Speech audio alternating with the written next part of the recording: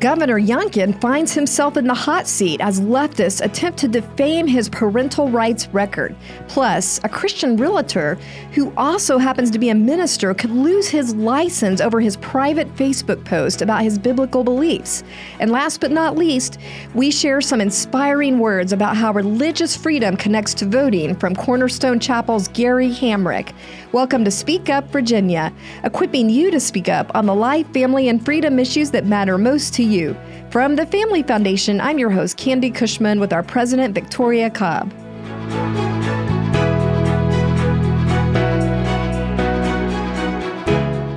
Welcome, everybody. Glad to have you with us for Speak Up Virginia.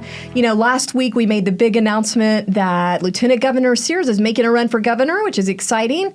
And then, just a few days after that, we saw Governor Youngkin in the headlines. And this was kind of interesting because he found himself in the hot seat, so to speak, doing an interview with one of the founders of the Texas Tribune. Now, if you're from Texas like me, you know the Texas Tribune is no friend to conservatives. So this is not a big surprise that they would give him a hard time. But they tried to really go after him on his parental rights stance. But I thought he pretty much held his own, didn't you? Yeah, I mean, they really did try to shame him over what we think are great parental rights policies and sort of try to bring in this, the whole battle over explicit books. But I thought he did a great job. So let's just listen to a clip of this interview. Yourself in the frame of an educator, in the frame of mind of an educator. Don't you trust educators to do their jobs? If educators believe that books should be on a syllabus or part of a course, haven't we for years trusted our educators to make decisions that were good enough to educate us? Why would they not be good enough to educate our kids? Because there were books that were put on the curriculum for classes that families, and remember, Virginia's an incredibly diverse state. Right. We have a large Muslim population, a large Jewish population, a large Hindu population, a large Hispanic population, a large black population. I mean, we are an incredibly diverse state. Yep. And there are materials that were on curriculum that really were inconsistent with a family's personal values. And therefore, this bill was put in front of Governor McAuliffe at the time, passed unanimously out of our Senate. I mean, unanimously. And to be clear, it was only an opt-out. And it was transparency and an opt-out for a replacement. And he vetoed it. And that was at the heart of this question, which is who should be making this decision? And I firmly believe that parents should first have full transparency in what's being taught in school.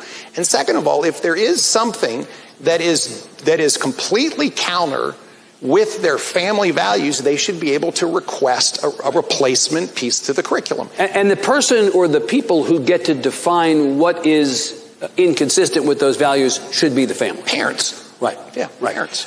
Governor, I'm not telling you something you don't know. You've gotten a reputation as a consequence of this. Now I'm going to roll forward as the governor who bans books, or as the Commonwealth is the place where books are banned. Axios earlier this year reported that nearly 400 book titles were targeted for bans in Virginia libraries last year, and that was among the most in the nation. Okay, let's just stop right there because, as you and I know, this whole 400 book ban thing is just totally bogus that they're throwing out there. When you dive into the real data, it's a completely different story.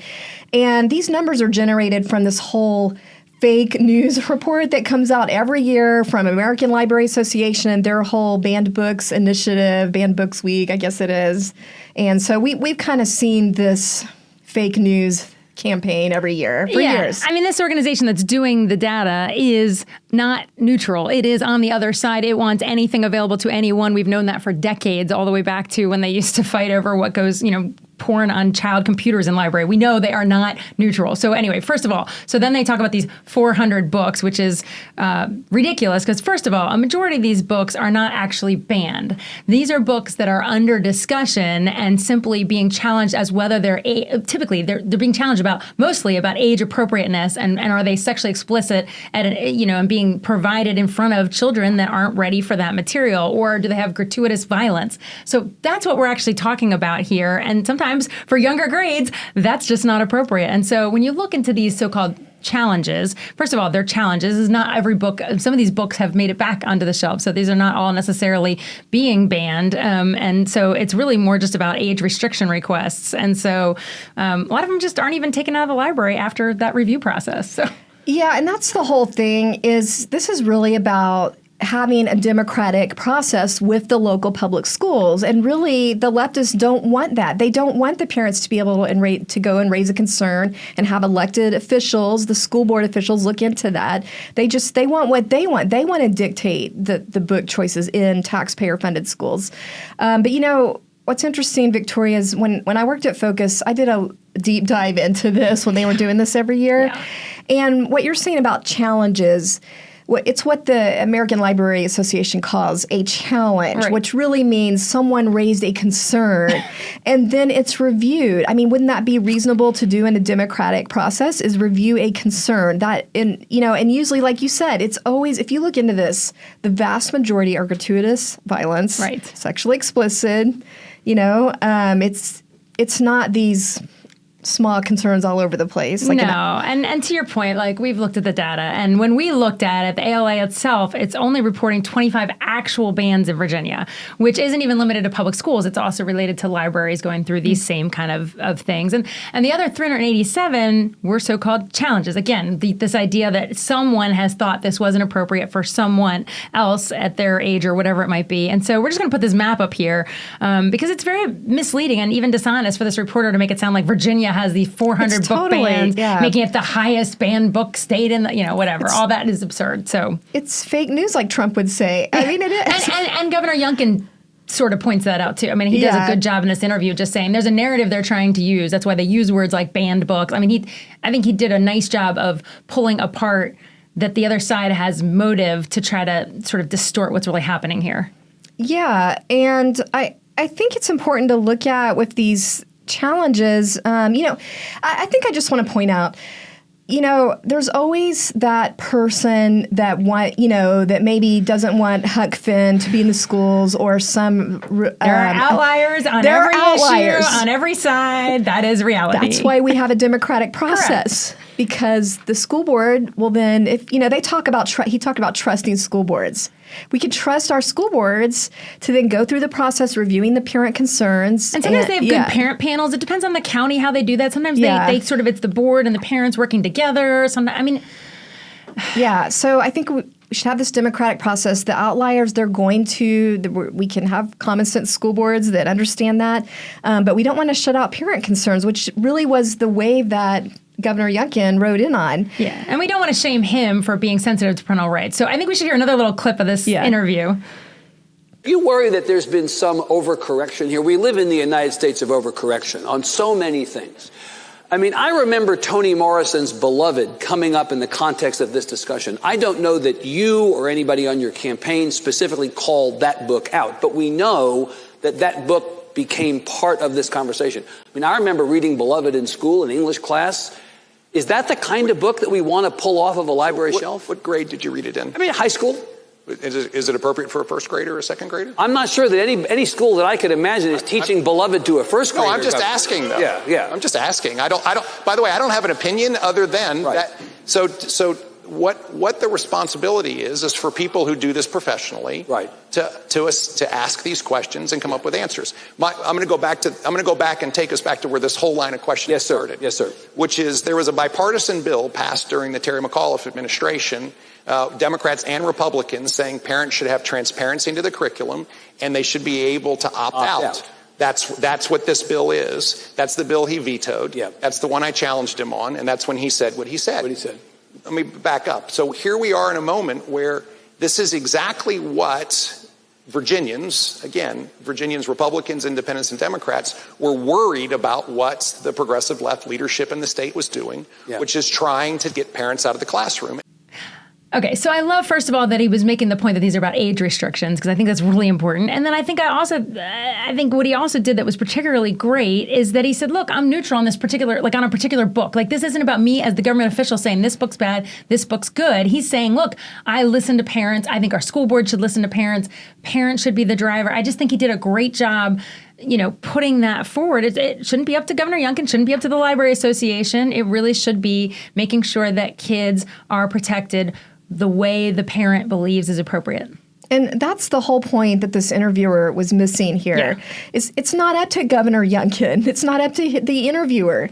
The parents, the whole thing is that parents should have a democratic process to bring their concerns and have a voice in the school system. And I think they're the ones that are anti-democratic because they want to kick that out. And I hate to say it, I mean, he wrote in on this issue. His favorability numbers are high, and he's been strong on this issue the whole time. I think this is what the parents want. I think it's pretty resounding in Virginia. Yeah. So good for Governor Youngkin sticking to his guns there and still being that voice for parental rights. All right. Well, turning a corner here, we have another great case coming out of our legal center. Tell us about that. Yeah, so our Founding Freedoms Law Center is defending an ordained minister who also happens to be a real estate agent from Stanton. And this gentleman, his name is Wilson Faber, and he is actually facing ethics charges from the professional association because he is a realtor. He's facing these ethical charges for something that he posted on Facebook in 2015. And it was something he posted based on his biblical beliefs. I mean, it is still hard to believe that these kind of things are happening in the United States of America right now, but that's what the cancel culture brings us. So I'm so glad our Founding Freedoms Law Center is taking on this case. And I think this case is going to be really interesting because it does have ramifications on some of our most basic free speech and religious freedoms. So tell us a little bit more about Wilson Faber himself. Yeah, so I mean, he served as a real estate agent and a broker for over 40 years. So he has been in this field for a long time. He's known for great treatment of his clients, uttermost care and respect. And basically, like most real estate agents, he has been a member of the National Association of Realtors. So this is the private but professional association that everyone sort of joins when not everybody, but pretty much everybody joins when you're selling real estate. And basically, as I mentioned, he is also a minister. And so an ordained minister who in his personal life has made statements relating to the biblical view of marriage and sexuality. And he's made those statements and quoted scripture about those things. And basically, by putting any of that out on Facebook, he now has created this supposed offense, and he faces ethics charges by that professional association. Yeah, and really, as you were alluding to, anybody that wants to have any success in the real estate field has got to be a member of this association for all practical, purposes to really be successful. So I think this case is important. How has the legal center really stepped in here to help him? Yeah, so they've teamed up with a local attorney out in Stanton, and they're basically working to defend Faber's reputation and really his whole livelihood, because you make this point that you really need to be a part of this association to be successful. And so they're basically working together, and I think first is this issue of he has to go before this board and defend that he has a right to make whatever statements he wants to make on Facebook especially as a pastor with this other job. And this all started apparently like 9 years ago with a post on his Facebook page about his biblical beliefs. Yeah, right? This is the craziest thing. So it really, basically, this is the original thing is a post a long time ago, where what has happened now, though, or how this came back up, is that Mr. Faber actually basically decided to run for Stanton City Council. And so when he ran, and this was last year, so basically when he ran, you know how political opponents are. They dig up stuff. They go through all your, FYI. A lot of people just clean out that social media. But I'm glad he didn't, because we should be able to continue to stand for what we believe in. But they basically went digging back through and found things they didn't like. And they basically pulled up this old statement that he had made on his personal Facebook page in 2015. The same year, I think that needs to be noted, that Obergefell was decided that the U.S. Supreme Court voted to basically mandate the recognition of same-sex marriage in all 50 states. And his Mr. Faber's post was basically a biblical definition of marriage as being between one man and one woman, which, by the way, was actually the law when he posted it, right? So this wasn't an absurd comment, still isn't today, to put on your Facebook. But anyway, it was focused on him communicating his biblical beliefs, and it wasn't directed at any individual. Yeah, and I'm thinking when you say clean out your Facebook posts, That just makes me think the after effects of going after people for their biblical beliefs is that there is going to be in their mind, if they want to run for office, I got to get rid of anything I said. Yeah, and that's a shame. That shouldn't be the way it is. That's the way you start scourging religious speech out of the square, public square. And so that's why this needs to be defended. Yeah, so, I mean, they dragged it back up, basically, something from years ago. But so, he was, did not pull any punches on his beliefs. Nope. He did use words like sin. He was unapologetic, didn't hold back on stating that sex outside of marriage. Right. And, in his view, looking at the Bible as a minister is a sin. Yeah. And again, this is a personal Facebook post. But then I guess this political opponent sent it to a reporter. And that reporter pressed Mr. Dared to Faber. ask, do you actually still believe this? And of course, he had not changed his beliefs. So he did not say that, he said that his beliefs had not changed. He just kept explaining that his belief in the Bible had not changed. Which is what you would expect, because guess what? Not only is he a Christian, he is a minister of the gospel. I just think that keeps getting missed, that it's like, this isn't even just, those of us posting on our Facebook page. He has a second job too. So it's both, it's his beliefs. Mm-hmm. But anyway, so now there's this ethics charge that could essentially ruin his career if they find him guilty, I guess you would say, of this. Essentially, they've created a rule, and the rule is sort of this non-discrimination rule, but it's so vague. It's one of these so-called hate speech things. These are when people say, "How can you be opposed to a non-discrimination law?" The reason that it sounds so nice, but the reality is it because they're vague and because they're misapplied, they cost people their jobs. That these ideas that you saying what the Bible says is discrimination is how we end up in these situations. His is certainly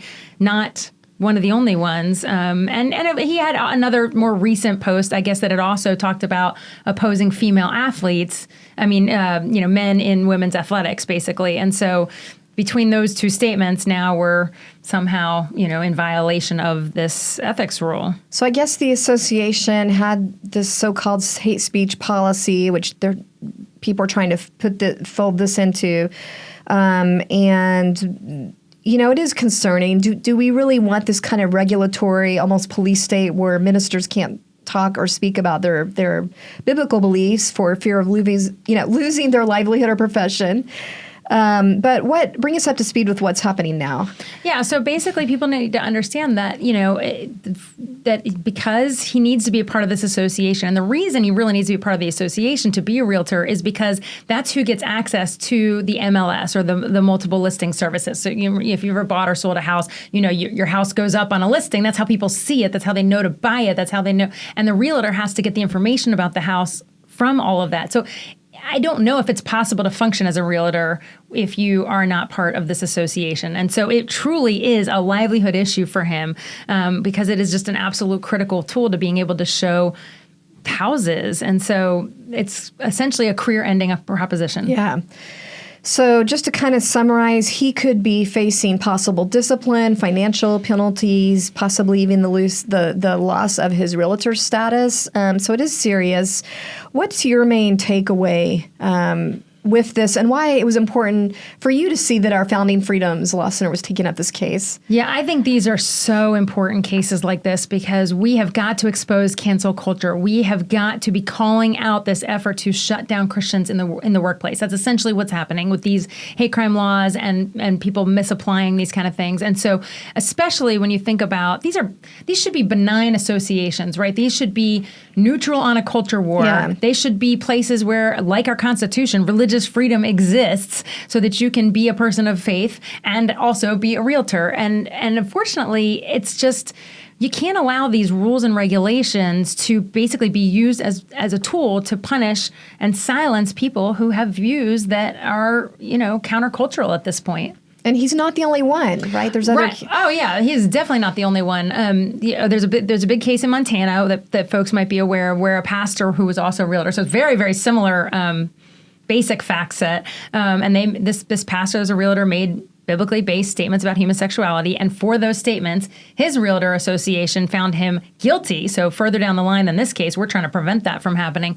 But they found him guilty of, quote, hate speech. And after being, basically, he was unwilling to pay the fines that they were, so they were soaking him for money out of this, penalizing him. And he basically said, and so he said, I'm not going to do that. And they stripped him of his realtor association. But even here in Virginia, we've had the case of Hadassah Carter, who was a realtor who dared to have her faith remotely connected. I think she had business cards or something. Like a fish sign or something, or scripture. It was basically like, you might be able to, she's a person of faith. You might be able to identify that she is a person of faith. And they tried to say the existence of her being a person of faith and putting that out there made her automatically discriminate, a person who discriminates. So imagine if the fact that you're a Christian, period, makes you discriminatory. That's the world that we're headed toward. These cases are so important. Thankfully, I feel like I need to say at least that one went to court and she came out on top. So do you think that will be helpful then, that precedent already? I would say that that has to be a strong case in the favor of Wilson Faber. But in his case, he goes before this ethics board, which is not the same as going before a court. Not at a court so yet. It's not exactly like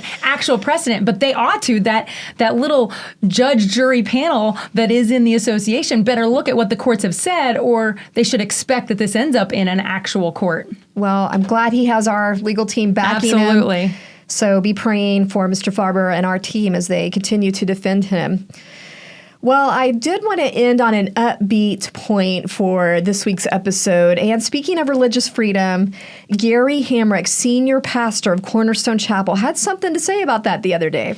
Yeah, I love the fact that this pastor, every year, he preaches an election sermon or a sermon that is connected to, okay, we're in election season. What does it mean to vote biblically? And what I love about it, this is so much, people might think if they don't go to churches that talk about this, that they might think, wow, this is, really brave or different. Our founding fathers in their era, that's what ministers were doing. There are beautiful sermons that are all throughout our history that you can actually read that were election sermons saying, look, we're in this moment. It's an important moment. What would God say about it? And so to me, he's just right in line with the history of our nation before we went way off track and made it sound like, how dare we say that God has something to say about our engagement in the process. So anyway, I love that he does that. He doesn't pull punches. He is pretty direct about addressing the biblical issues. And I think because of that, it's really kind of become an anticipated sermon each year, because so few pastors are really speaking out about that. And this year also, I think he talked about some of the history with the Founding Fathers and election sermons, but he also noted that it takes courage to decide, I'm going to share with my congregation what is going to be good exhortation for them biblically, regardless of government threats. And he actually did have the IRS go after his church. It sounded like that's what he was sharing this last time around in 2020 after his 2020 election sermon. Well, that was a big one. I remember hearing about that. That got, I don't even know what kind of viewership, but I mean, people are paying attention not just at his church, but his viral impact of these sermons are being watched. And because people are hungry for ministers to say what how do we steward our vote in this? But I love the part of this year's sermon where he said, quote, if I don't say to you what I'm confident God wants me to say for fear of losing our tax exemption, then I am bowing to government instead of God, and I can't do that. Yeah, and I think it sounds like he won that case with Alliance Defending Freedom's help. But, I love that also, that concept of not bowing down. And that's what he speaks so powerfully on with this sermon. And so we're going to just share some excerpts from his sermon with you today. Couldn't share the whole thing, but we want to thank Cornerstone Chapel for letting us do that. But I wanted to share this part with you. He addresses specifically our responsibility to vote for candidates that are going to protect religious freedom. So let's just listen to that part. Religious liberty is important, especially to us. There are 613 laws in the Old Testament when you count them all. And God summarizes the most important in 10 of them that are found in Exodus chapter 20. The first of the 10 commandments is what we call the conscience clause. It's Exodus 20, verse 3. You shall have no other gods before me. Why is this a conscience clause? Because it means that if my allegiance is supremely to God, there are no other gods, nothing else and no one else I worship above God, then that means I should not be required to bow down to or submit to anything or anyone that conflicts or competes with my loyalty and allegiance to the supreme God of heaven. So this is why we call it the conscience clause. We need to start to ask ourselves in this election, who will defend Americans' conscience, particularly on the level of religious freedom? It means that doctors who object to performing abortions on religious grounds won't be forced to. It means that cake makers and graphic designers and photographers who object to providing their services on religious grounds won't be forced to.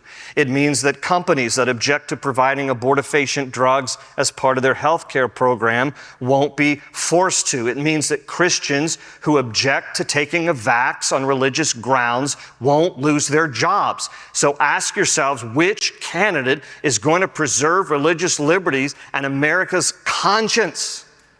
Because we only have one supreme God that we should bow down to. You know, it's really interesting how he connects those biblical mandates, like you shall have no other God before me, to our biblical stewardship responsibility when it comes to exercising our civic duties, including voting. Yeah, well, and I love the fact that he specifically mentions the doctors and cake bakers and others who basically have been forced to bow a knee or face punishment. And I think this gets right back to what we were already talking about with the minister realtor that we're dealing with on our Founding Freedoms Law Center. Yeah, so it becomes a love your neighbor responsibility if we care about how real life people are going to be impacted and maybe even ourselves. And I think of Esther when he says, God can raise up someone else, but that doesn't mean you'll be safe. And that's so true with the cancel culture we're in right now. So let's just listen to another clip where he specifically talks about the responsibility to vote. Voting is not just a right, I'm convinced it's a duty. In Luke chapter 12, Jesus teaches a parable about two servants who work for the same master. The master goes away and he entrusts his work and his possessions to the servants. And when he comes back, what does he find? Well, one he calls an evil servant because that one did not take care of. He was not a good steward of what God had entrusted to him. But the other one he calls a wise and faithful servant because he took care of what the master had entrusted to him. It's a picture of Christ. Christ has gone away. He's the master. We are just serving him. And God entrusts a lot to us. And one of the things he has entrusted to us is the wonderful privilege as Americans of living in the greatest and freest country in the world, the United States of America. And he's entrusted this freedom to us. And we know the saying, freedom is never free. And so what are we going to do with what he's entrusted to us? Are we just going to sit it out? Are we just going to say, well, let everybody else vote? I don't like this, I don't like that, so I'm just going to sit it out? Listen, as disparaging as this sounds, every election has been about the lesser of two evils. The lesser of two evils.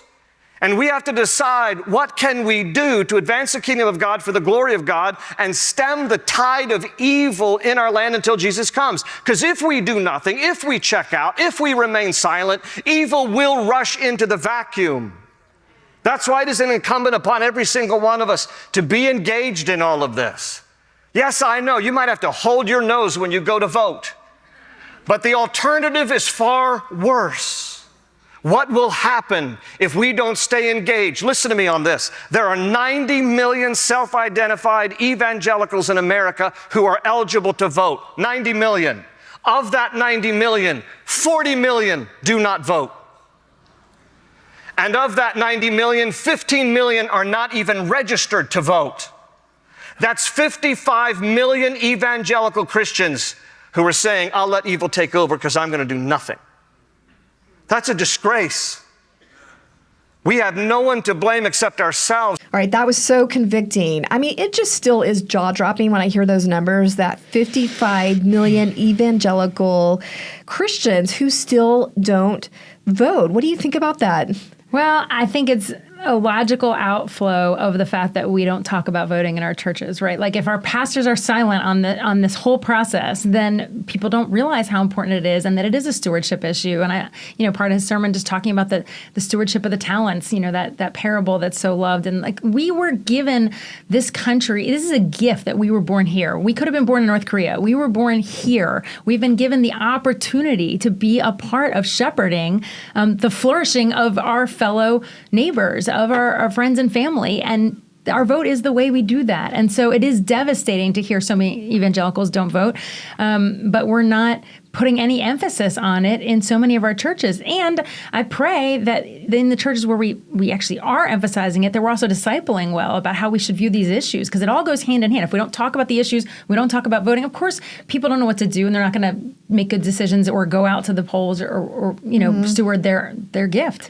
And I hear so much complaining about how bad our candidates are. Well, when you think about 55 million of us that aren't out there voting, I don't think we can complain about the candidates if we're not voting for them in the first place. I mean, the whole scope would change. Yeah. I mean, America would change if 55 million Christians were voting, right? I mean, I don't think there's any question that, it can be a self-fulfilling prophecy. We don't like our candidates and they're too terrible, so we don't vote. Well, guess what? Then you get worse candidates, and it just perpetuates itself. We have to actually be the change that we're looking for. Be the change. And it may start with picking the better out of two not perfect candidates, and hopefully then you get engaged in candidate actual, what we do at the Family Foundation Action, where we actually train candidates and help candidates emerge that are godly people. Yeah. It's all deeply connected to each other. So no more apathy.